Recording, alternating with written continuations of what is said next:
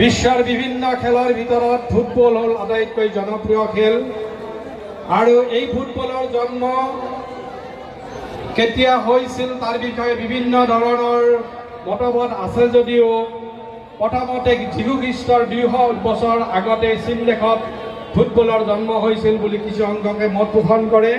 আৰু কিছু সংখ্যকে ইংলেণ্ড ৰোম আৰু চীনত এই ফুটবলৰ জন্ম হোৱা বুলি মত পোষণ কৰে কিন্তু আমি এইটো মানিবই লাগিব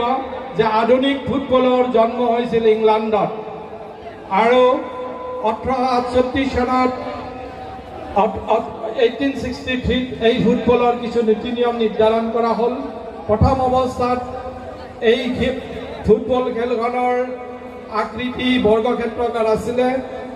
আৰু তাৰ পিছত কিছু নিয়মৰ দ্বাৰা ইয়াক আয়তাকাৰ কৰা হ'ল প্ৰথম অৱস্থাত 8জনকৈ খেলুৱৈ খেলিছিলে পিছত এই খেলৰ সংখ্যা বঢ়াই 11জনকৈ কৰা হ'ল আৰু আমাৰ এই ভাৰতবৰ্ষত ব্ৰিটিছে প্ৰথমতে চিমলাত দুৰন্ত কামৰ জৰিয়তে ভাৰতবৰ্ষত ফুটবল খেলৰ জনপ্ৰিয়তা আনিছিলে আৰু আমাৰ এই